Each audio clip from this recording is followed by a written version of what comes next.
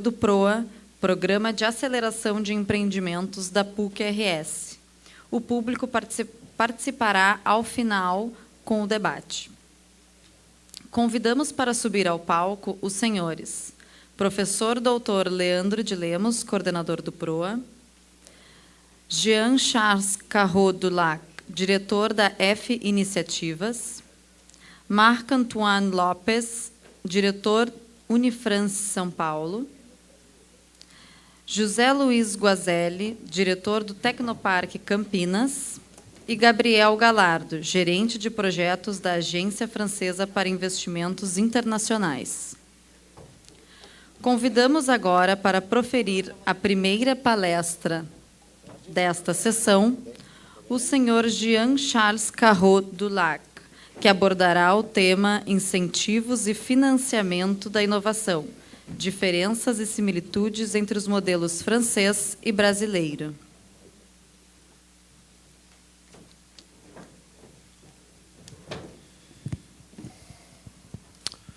Bom dia a todos, vou falar em francês. Vou fazer uma apresentação je vais faire une présentation un petit peu réduite car l'organisation m'a demandé de reduzida porque a organização me pediu para fazer uma pequena apresentação da empresa. Eu vou tentar dar para vocês um panorama das subvenções, ajudas fiscais, isenções fiscais. Depois eu lhes falarei um pouquinho da parte das subvenções. Eu coloquei esse slide para mostrar que a lógica das ajudas fiscais estão se tornando um modelo no mundo inteiro. Vocês estão vendo por cores aqui o nível de intensidade dos diferentes dispositivos em nível mundial, no que tange ao financiamento. Nesse campo encontram-se ajudas na maioria dos países, que trabalham com pesquisa e com inovação. Aqui eu gostaria de mostrar para vocês um ecossistema um pouquinho mais amplo, porque a intervenção intervém num âmbito global, com muitas ajudas que são feitas. E aqui vocês veem o número de pesquisadores por milhões de habitantes, e há, então, uma grande defasagem que se pode observar entre o Brasil e a França. E se tomarmos o estudo feito pelo INICEA, vemos que hoje no ecossistema da inovação há uma verdadeira competição em nível mundial. Pouco importa, na realidade, os números, pouco importam os números. É para mostrar que nós estamos num modelo vivo e, seja qual for o país, nós seremos obrigados a aumentar cada vez mais. E, mesmo assim, temos de ir olhando o que fazem os outros para ver se somos tão bons quanto eles e procurarmos sermos melhores no final. Então, isso é um exercício complicado, mas não tem como contorná-lo. Isso tanto nos países que já estão na competição, quanto aqueles que estão entrando. Quanto ao fomento através dos impostos, em alguns países vamos encontrar de crédito para pesquisa. No Brasil, vamos falar do DBEM. Então, vamos ver que há mecanismos em nível tanto nacional quanto em nível da empresa para tentar trazer ao mercado novos produtos e novos serviços. E para sermos atores cada vez mais fortes no que tange à exportação. Na França há um dispositivo que já está começando a envelhecer, ele é de 2003. No Brasil, há uma dinâmica que foi implementada bem mais tarde, em 2005, com uma lei de regulamentação de 2006. E nós vemos, então, a evolução dessas leis, que são similares e regulam o mesmo tipo de dispositivo. Aqui vocês têm um comparativo técnico das mecânicas. Na pesquisa e desenvolvimento, falamos da mesma definição que vem da OCDE. Aqui vocês têm um manual que eu recomendo que vocês consultem depois na mesa do café. Nós fizemos a tradução deste manual. Probleminha de microfone. Fizemos a tradução para o português e hoje esse manual define aquilo que pode ou não entrar na definição de pesquisa e desenvolvimento para que se possam utilizar a lei do DBEM aqui no Brasil e os mecanismos franceses. Do ponto de vista fiscal, vamos encontrar mais ou menos as mesmas coisas. Na França, há um abatimento de 30%, mais ou menos. No Brasil, de mais ou menos 34%, de acordo com a natureza dos investimentos. Na França, nós temos um teto de 100 milhões de euros. No Brasil, há um teto técnico ligado ao fato de que a empresa deva pagar impostos para poder receber esta diminuição de impostos. Então, é um mecanismo que talvez devesse ser revisto, porque uma jovem empresa, quando ela está inovando, ela ainda não está dando lucro.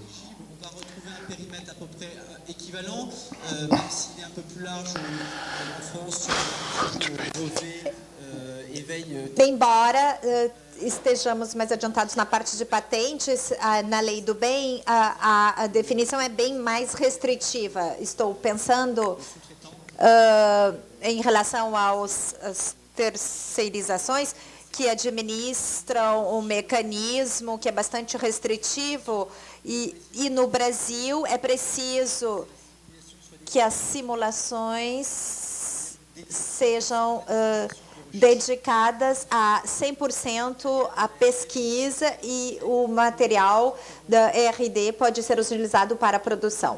O mecanismo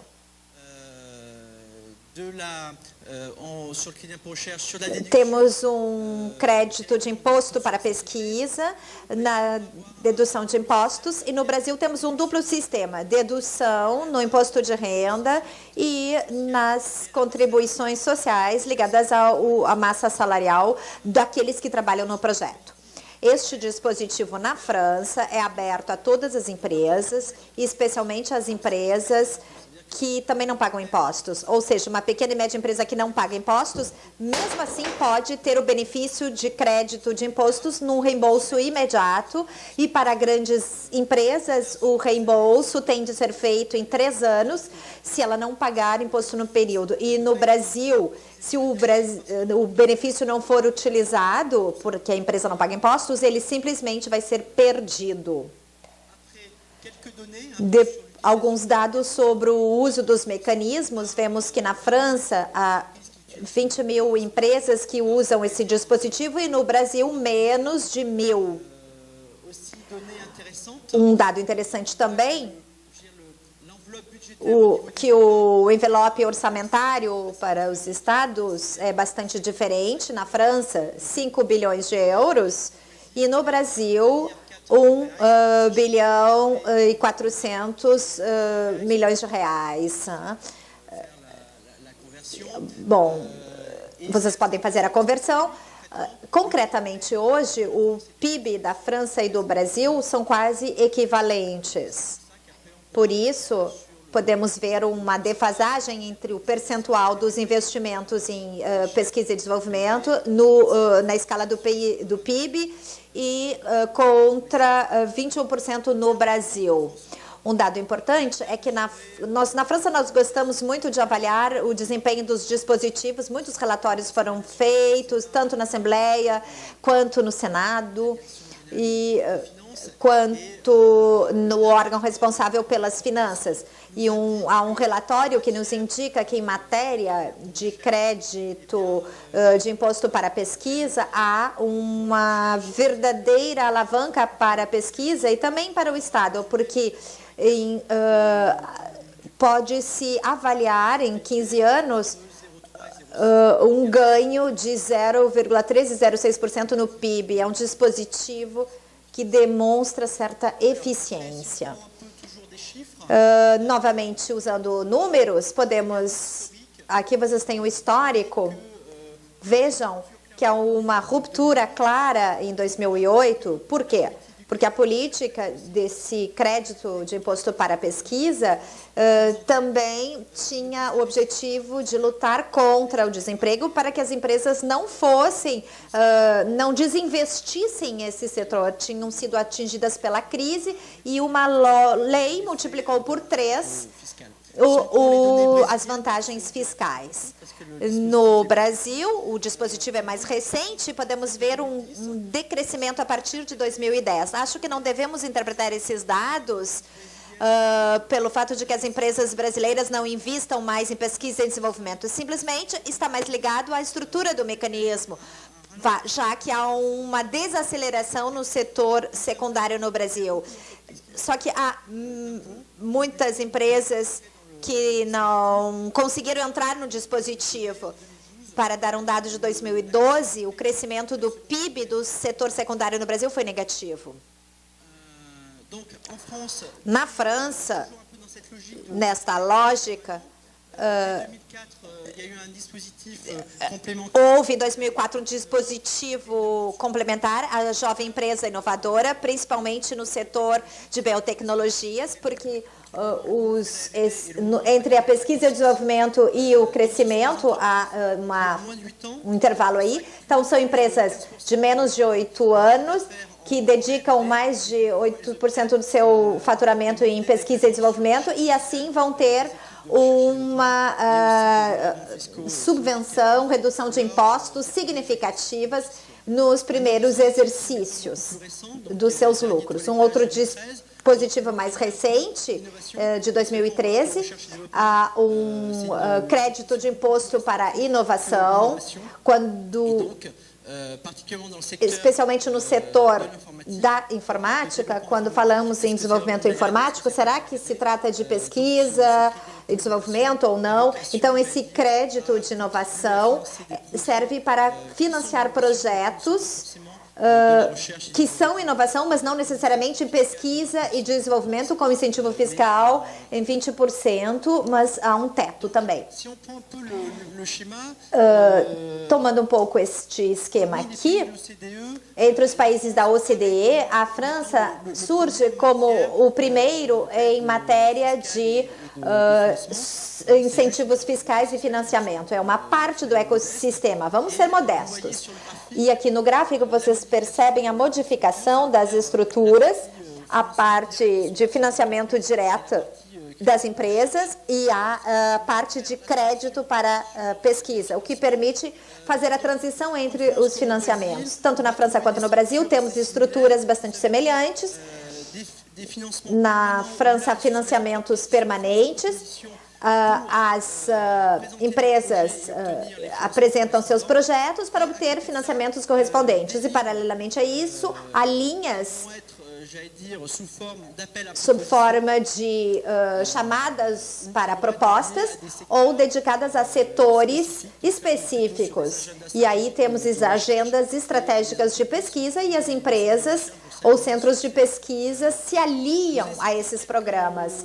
Eu citei alguns organismos financeiros e realmente aqui vocês têm os mais importantes. Saibam que os organismos financeiros, tanto na França quanto no Brasil, se vocês quiserem fazer um mapa, é quase que impossível, o que dá é um sinal da eficiência dos financiamentos, porque sempre há novos estudos. Acho que na França temos mais de 150, no Brasil também, porque cada região, cada estado, cada cidade usa o seu envelope orçamentário.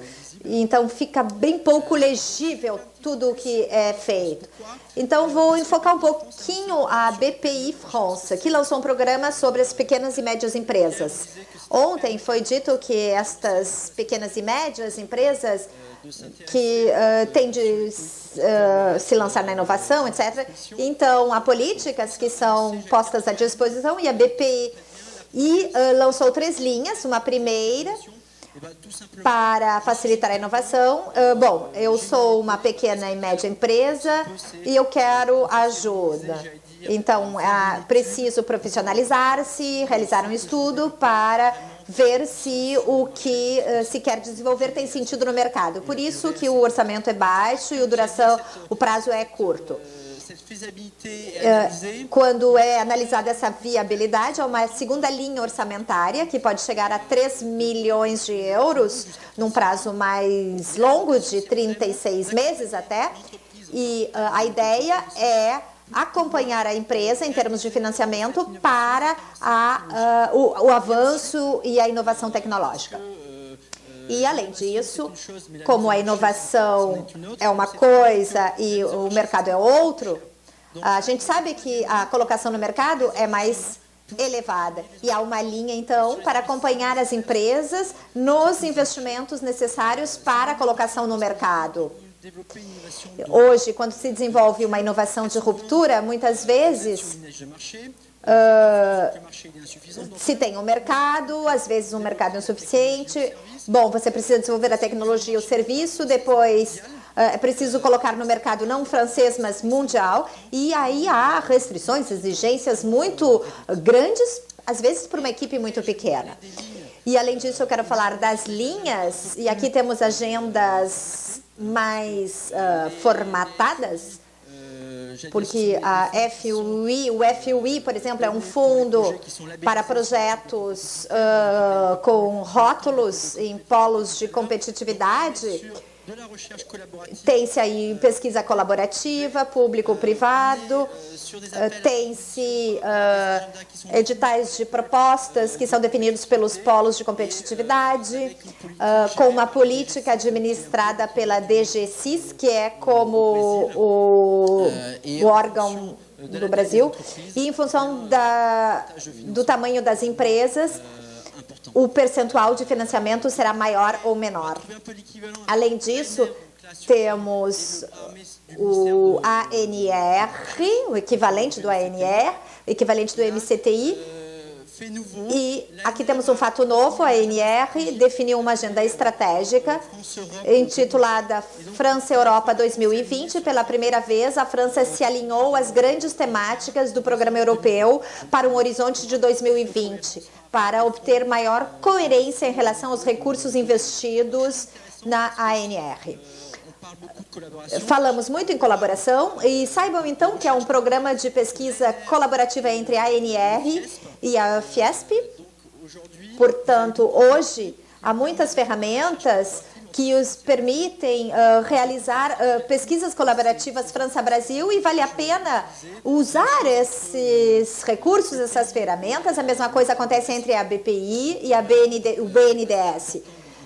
Há, então, passarelas, pontes importantes entre os nossos dois países, que são importantes. Para falar um pouco dos investimentos no futuro, temos lógicas de busca de excelência em relação ao know-how francês.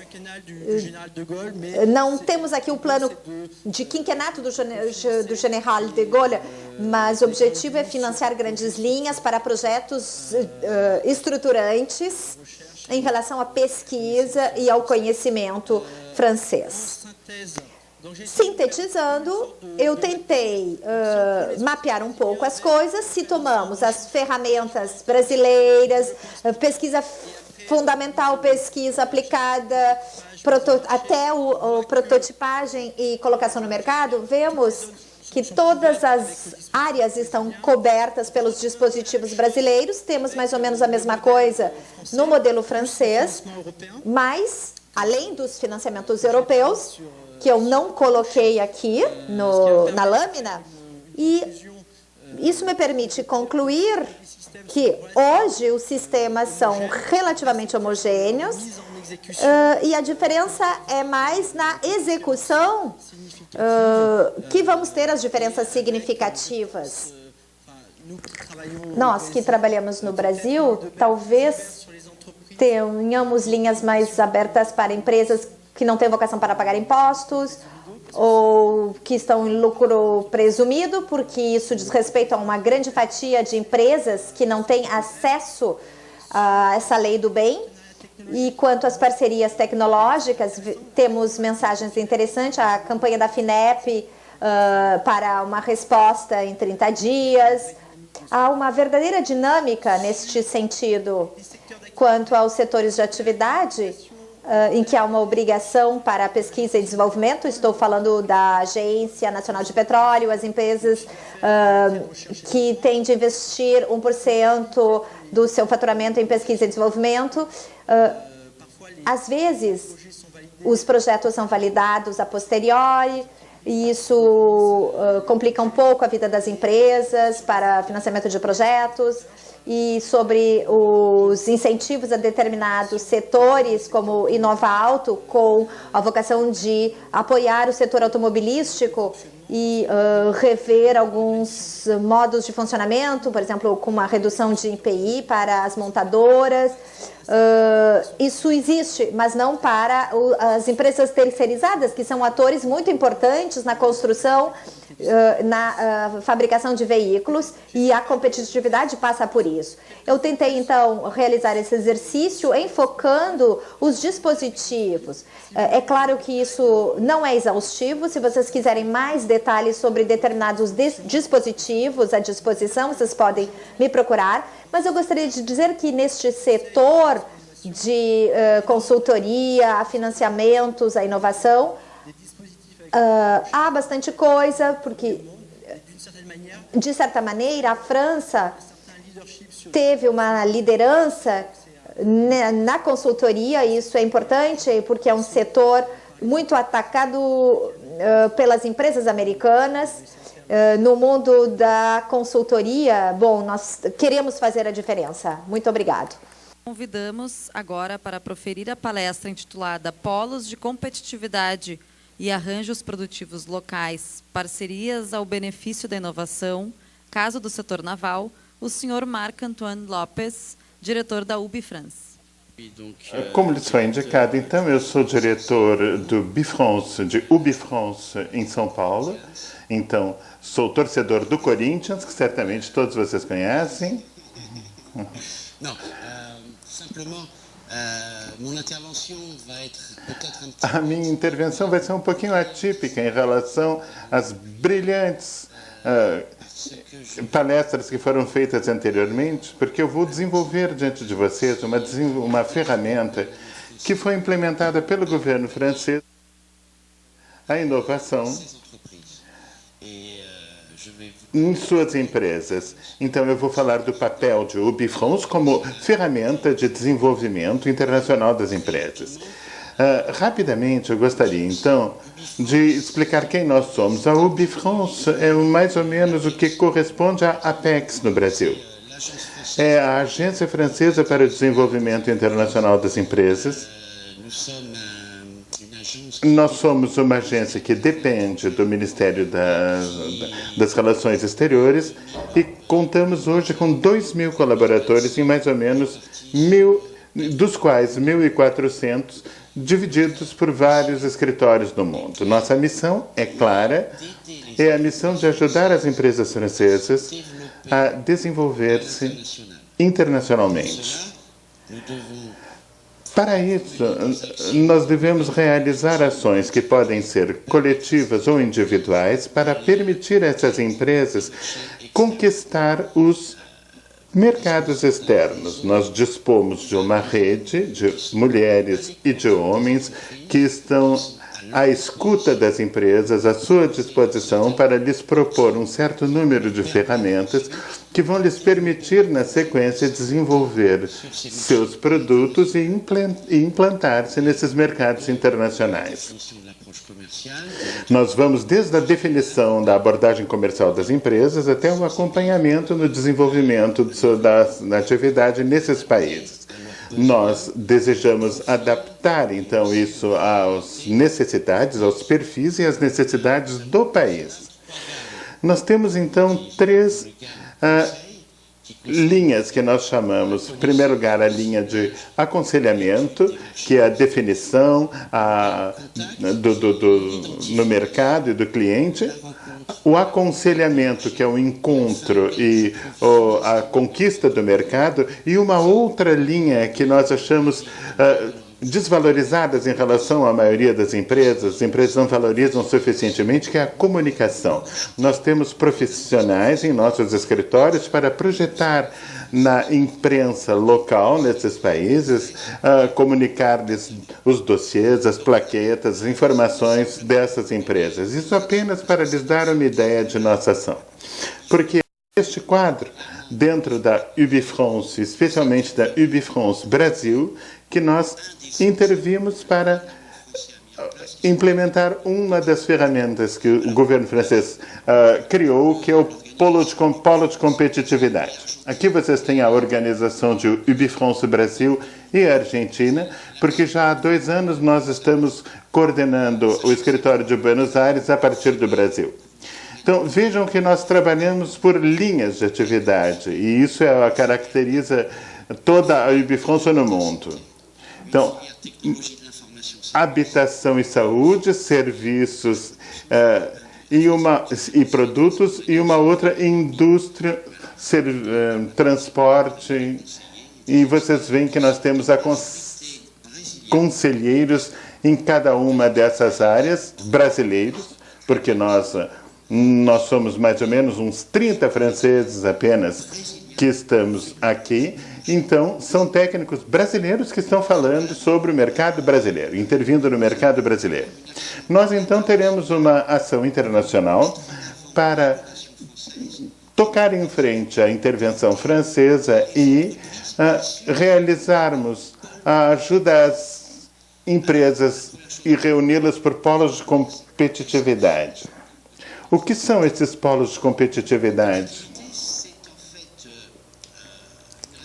Esses polos de competitividade são uma reflexão e uma criação do governo francês dos anos 2004 e 2005, na sequência de uma reflexão sobre as novas tendências no mundo, que eram especialmente aquelas de aumentar a competitividade de nossas empresas face ao cenário internacional. O tecido exportador francês hoje é constituído de 90% de pequenas e médias empresas e de 10% de grupos muito grandes. E são esses 10%, infelizmente, que pilotam a exportação francesa. Essas pequenas e médias empresas são pequenas e médias empresas que o governo julgou em relação a nossos amigos e aliados alemães e ingleses muito pouco estruturadas. Então, o governo quis implementar ferramentas que, reunidas num mesmo local e também contando com diferentes atores que permitiriam a essas empresas de pequena e média dimensão serem competitivas em escala internacional. Então, um polo de competitividade é, primeiramente, antes de tudo, um procedimento de parceria em um determinado território em torno de uma certa temática que reúne 3 grandes atores. O primeiro, as empresas. O segundo, os centros de pesquisa. E o terceiro, os centros de formação. E essa vontade de unir estes 3 polos num mesmo local para projetos colaborativos com uma vontade de criar sinergias e projetos colaborativos de inovação para permitir-lhes desenvolver parcerias e posicioná-las numa postura de primeiro plano, tanto no mercado francês quanto internacional, que representa o nosso objetivo. Então, isso é, em primeiro lugar, um ator territorial com esses 3 grandes atores. Então, uma outra definição, ou melhor, alguns objetivos desses polos: estar a serviço do crescimento do emprego, participar verdadeiramente, através desses projetos colaborativos, no reforço da competitividade da nossa economia, desenvolvendo crescimento e emprego em mercados de futuro. Como? Aumentando o esforço de crescimento das empresas e apoiando as suas atividades em campos de grande potencial competitivo. Depois, melhorando a atratividade da França graças a uma visibilidade que se desejou dar do país no plano internacional. E eu diria também de servir, através desses polos de competitividade e de sua excelência, a atratividade de atores estrangeiros para o nosso território. É claro que um polo de competitividade francês no campo da aeronáutica, ao redor de Airbus, ou na região de Toulouse, vai atrair também investimentos estrangeiros. E isso, é claro, que é uma característica importante dos polos, ou seja, a atratividade do nosso território. A ideia de aumentar as consequências econômicas destes polos. Então, em primeiro lugar, fazer emergir projetos colaborativos de imersão, fazendo com que as suas consequências econômicas sejam as maiores possíveis. Esses polos tentam satisfazer duas prioridades. Em primeiro lugar, o aumento das consequências da implementação desses polos. As empresas devem se transformar em produtos de futuro. Eles devem transformar esses polos colaborativos em produtos, em serviços, em algo inovante que será então projetado no mercado. Essa é a primeira prioridade. A segunda é acompanhar o crescimento de nossas empresas, de nossas pequenas e médias empresas, e fazê-las evoluir de um estado de pequena e média empresa para uma empresa de qualidade intermediária. E isso é a diferença do que faz a força da Alemanha, com a importância das suas ETIs e as nossas empresas. Isso é o que explica a força da Alemanha. Para isso é preciso que essas pequenas e médias empresas recebam um oferecimento ou uma oferta de serviços individuais e coletivos que seriam, em primeiro lugar, o acesso ao financiamento, também a abertura para o mercado internacional. É aí que a UB-France vai entrar. Mas também na antecipação da necessidade de competências dessas empresas. E isso através de um aconselhamento, de ajuda ao desenvolvimento, de apoio ao desenvolvimento. E aí vamos, então, nos apoiar em acompanhamento e outros serviços assim. Acompanhamento, então, dessas empresas é o princípio do polo de competitividade. Esses polos de competitividade recebem uma ajuda do setor público para desenvolver-se e serem ajudados em seu próprio desenvolvimento. O Estado, então, vai criar um ambiente positivo para a criação das empresas e seu desenvolvimento. É preciso, então, ver o resultado que haverá nessas empresas que saiam desses polos. É preciso fazer uma análise do polo regional, local e também regional, que vão acompanhar o desenvolvimento dos polos, outorgando um certo número de ajudas.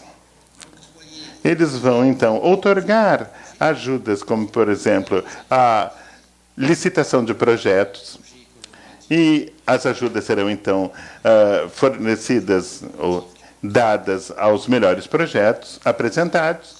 Vão receber também um aumento dos empréstimos que possam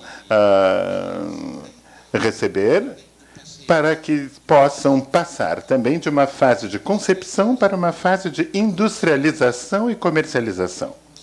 Vão também, e neste ponto eu retorno então ao jogo, entro em jogo novamente, vão encontrar mercados e potenciais parceiros nos mercados estrangeiros. Isso para valorizar seus projetos. E, finalmente, nós vamos implementar um certo número de ações coletivas temáticas em campos muito diversos que vão permitir implicar todas as outras empresas do polo para favorecer esta inovação. Nós vamos, então, engajar parceiros nacionais ao lado destes polos, a ANR, por exemplo, que vai ajudar na gestão da energia, por exemplo, e também parceiros financeiros, como o Banco BPI. Todas essas ações são ações estruturadas pelo poder público francês, com um único objetivo: falar em uníssono e desenvolver-se no exterior. A menina está me pedindo para acelerar. Os polos de competitividade estão relacionados com todos os campos de atividade. Pode ser campos altamente emergentes, como biotecnologia, por exemplo, ou muito mais clássicos, como indústria automobilística, aeronáutica, etc. A estrutura dos polos de competitividade em 2013 compreendia mais ou menos 200 membros, mais ou menos 110 pequenas e médias empresas, 17 ETIs e 200 membros na pesquisa, com um orçamento de mais ou menos 1,3 bilhões de euros e trabalhando com equipes de animação de mais ou menos 8 a 10 pessoas. Então, vejam bem que são pequenas equipes que vão intervir diretamente. 61 polos de competitividade foram, então, criados, criando 7.200 estabelecimentos e 120 mil empregos, dos quais 75% pequenas e médias empresas e 25% de tamanho intermediário. Aqui vocês têm a cartografia dos 71 polos de competitividade na França. Vocês veem aqui a região do Pays de la Loire, com grandes polos de competitividade, como VG Police, como Nepaliá, em que se encontram aqui. Todos esses polos de competitividade têm por vocação, especialmente, lançarem empresas no plano internacional. Isto, então, de que maneira? A direção destes polos de atividade, que é a DGCIS, tem a função de pilotar esses polos que pertencem ao Ministério da Economia e da Indústria. Eles têm também, para se lançar no exterior, o apoio da UbiFrance. Nós, então, vamos intervir neste plano como operadores, facilitadores, intermediários. O nosso papel é projetar, de acordo com o plano de voo que tenha sido estabelecido inicialmente em relação ao Brasil, colocando essas empresas em relação com clusters, polos de competitividade, etc. O nosso papel é facilitar estes encontros e encontrando as empresas que vão receber, que vão estar em contato com as empresas francesas na sequência. Nós temos uma metodologia bem clara. A metodologia é a seguinte: a DGCIS tem um comitê de pilotagem. Neste ano, temos 3 no Brasil. A decisão do conteúdo decide que as missões precisam imperativamente trazer um determinado número das pequenas e médias empresas para essa missão. E com um roteiro, uma avaliação que é feita a posteriori.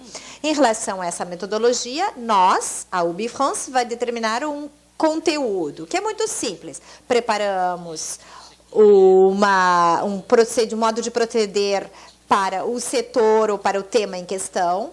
Vamos organizar encontros coletivos com os clusters brasileiros e as APLs que parecem corresponder à demanda. Vamos organizar encontros individuais, person to person, entre empresas brasileiras e francesas, para um encontro que possa gerar uma parceria tecnológica. Vamos organizar também encontros, networking, com os tomadores de decisão, com empresas como Braskem, Petrobras, etc. E depois tentamos organizar um salão, uma feira, para que as empresas e os membros dessa missão percebam o ambiente internacional do seu próprio setor. Estas missões levam 3 a 5 dias para o auxílio destas empresas. Bom, quais são as vantagens disso?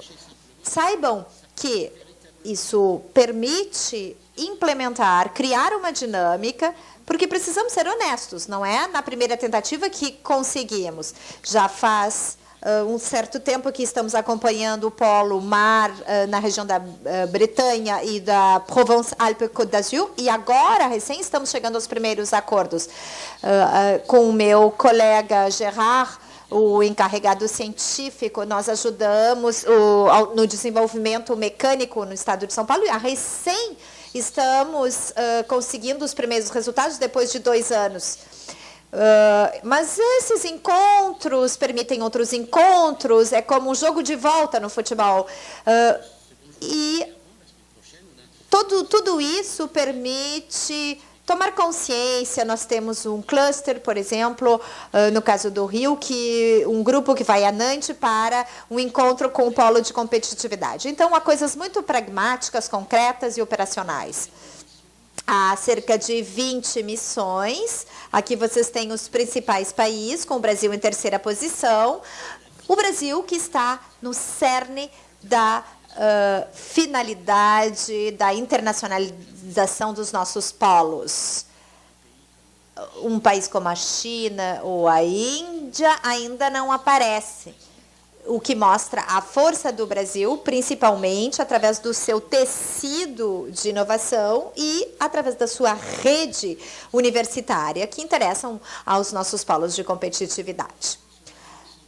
Na UbiFrance, realizamos cerca de 10 missões em setores dos mais diversos, 4 por ano nos polos de competitividade.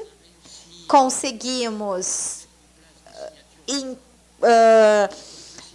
assinaturas de acordos, principalmente com o polo mecânico, com a Embraer, para elementos compósitos, com clusters brasileiros. Continuamos também a estabelecer acordos com a Organização Nacional do Petróleo no Brasil e acordos que vão levar a outros clusters da região do Rio ligados à Petrobras.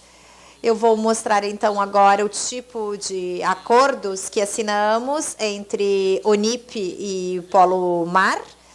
Observem que é algo bem concreto, é um apelo, uma chamada à cooperação nos polos tecnológicos sobre esses pontos. Isto nos levou a ter relações bastante privilegiadas com o equivalente, com a INDIC, que nos solicitou para que apoiássemos na seu procedimento de estruturação de clusters no Brasil, implantando 5 projetos pilotos de clusters. Esses 5 projetos piloto têm a ver com petróleo e gás, tecnologias da informação e da comunicação, energia e aeroespacial e defesa também. A INDIC está muito interessada no modo de governabilidade desses polos de competitividade. E a última coisa importante é que hoje há uma nova tendência, uma nova situação. Eu falei de abordagens nacionais, procedimentos em relação a clusters com uma vontade transversal, mas cada vez mais temos assistindo a acordos de cooperação descentralizados entre regiões francesas e estados brasileiros. Se vocês tomarem a região Midi-Pyrénées, que assinou um acordo com Pernambuco, a região PACA e a região Île-de-France, que assinou um acordo com São Paulo, Picardie, Rhône-Alpes, com acordos com o Paraná, e esperamos que Pays de la Loire estabeleça um acordo com o Rio Grande do Sul. O que isso significa claramente? É que no roteiro das cooperações descentralizadas há toda uma parte de acompanhamento internacional dos polos de competitividade provenientes dessas regiões. Lembre-se do mapa. A partir daí, então, prevemos acordos muito voltados para essas regiões. Há um acordo com a região do Pas-de-Calais sobre tratamento de resíduos hospitalares, e com a região Île-de-France há um roteiro de 10 projetos-chave ligados à cidade sustentável, e criamos um polo de competitividade que implementou projetos pilotos favorecendo a implantação de bairros como vitrine de know-how no âmbito de um projeto. Se tiverem autoridades aqui nesta sala, isso é interessante. Então, tanto no nível da inovação quanto em parcerias, nós colocamos à disposição, por exemplo, em São Paulo, para desenvolver o nosso know-how na área das cidades sustentáveis dentro do âmbito, do marco desta cooperação. Há também o caso da química vegetal, o estado do Paraná também tem grandes relações com a Picardia e a cidade, a Universidade de Compiègne. Bom, a Copa do Mundo desacelerou um pouco as nossas atividades, mas nós temos as nossas próximas missões, 3 missões de parceria que correspondem a todo esse desenrolar que eu expliquei. Saibam, então, que os polos de competitividade são uma grande ferramenta que, na França, alia universidade, empresa e pesquisa e desenvolvimento nos laboratórios. Depois, isso pode levar a parcerias, trazer benefícios para empresas, como empresas que vocês têm no Brasil. Peço desculpas por ter me alongado tanto. Muito obrigado.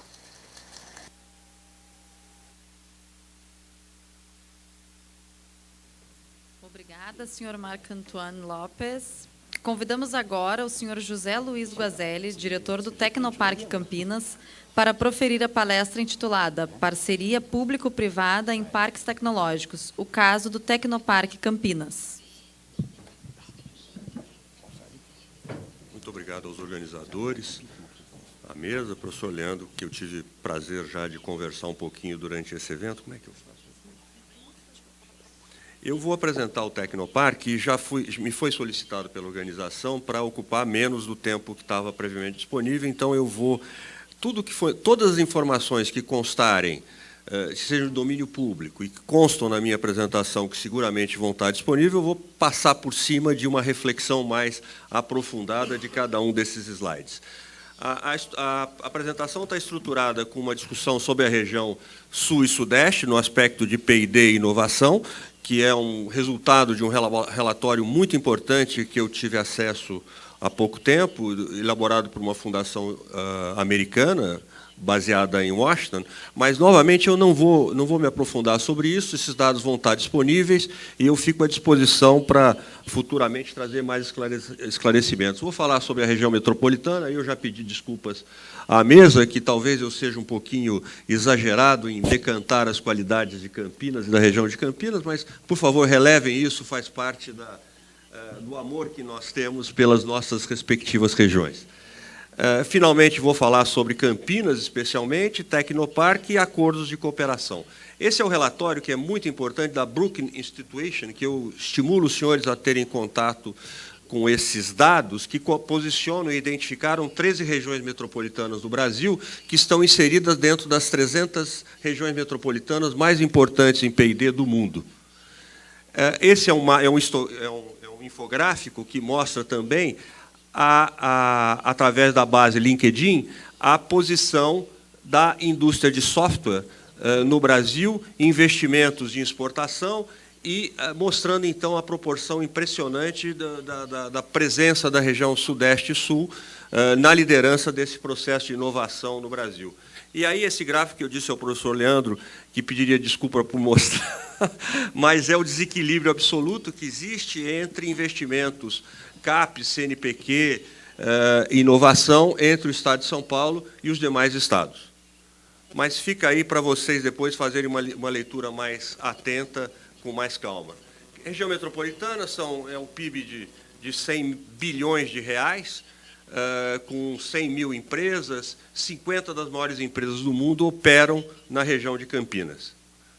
Campinas, propriamente dito, com uma conectividade muito importante. Esse link que está aí também tem uma apresentação de Campinas muito interessante, vocês podem ter acesso no YouTube. Então, Campinas, como hub regional, ela está entre os 10 maiores PIBs do Brasil, é um centro também de eventos muito importante no Brasil, tem boas qualidades de vida e uma infraestrutura adequada. Em termos de tecnologia, desculpe-me, em termos de tecnologia, nós temos um cardápio de centros de pesquisa que realmente mostram a posição, vamos dizer, justificam a posição de destaque de Campinas em P&D, especialmente agora com o que eu acho que é o investimento mais importante em P&D no momento, que é o projeto Sirius, que é um acelerador de partícula numa implantação de 500 milhões de dólares, que está em curso. Quer dizer, nós já temos um acelerador, que é o acelerador que está embaixo, né, que já está funcionando há mais de 25 anos, e agora esse novo acelerador numa área de 43 mil metros quadrados, e os centros de pesquisa que nós temos, especialmente nessas especialidades, biotecnologia, nanotecnologia, tecnologia da informação, agroalimentar, energia, química fina, petroquímica, farmacêutica, equipamento de saúde e materiais. Um aeroporto que está em franca expansão, para você ter uma ideia, é aquela curva, depois vocês vão poder observar melhor, mas em 20 anos, Viracopos será maior que Charles de Gaulle e em 30 anos maior que Atlanta. Isso não é um projeto político, uma promessa política, mas é um contrato assinado com um operador privado, que já está cumprindo com muito louvor, né, a primeira etapa de entrega, passando Viracopos de 4 milhões para 12 milhões de passageiros ano, sendo já o maior aeroporto de carga. Aqui nós temos um problema, eu tinha preparado uma surpresinha aqui, mas não veio. Bom, enfim, a surpresinha era o terreno vazio, há 17 anos atrás, onde o sonho estava sendo projetado sobre aquele terreno de 524 mil metros quadrados. E é claro que, para chegar nesse sonho... Não está. Alguma coisa ocorreu aqui.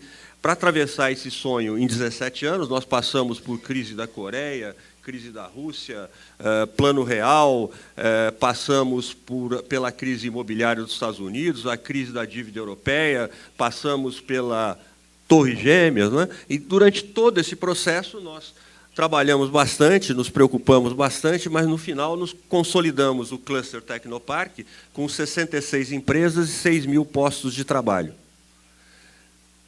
É claro, o Tecnopark tem essas facilidades normais que tem que oferecer para se tornar atrativo para as empresas, que é compartilhamento de serviços com hotel, com restaurantes, com cafeteria, com infraestrutura, manutenção, etc., todas as facilidades, e aí a inteligência na redução de custo, ou seja, esse histograma mostra a diferença de custo de você estar instalado no Tecnopark, um empreendimento como o Tecnopark, e estar instalado num empreendimento sem essa estratégia de compartilhamento de serviços. A questão ambiental, o Tecnopark ele é um dos poucos parques do Brasil com licenciamento ambiental. No final das contas, o nosso business é alugar prédios. Então, esses são alguns dos exemplos dos edifícios, que são edifícios multiuso, que nós adaptamos às necessidades das empresas, especialmente as empresas de base tecnológica.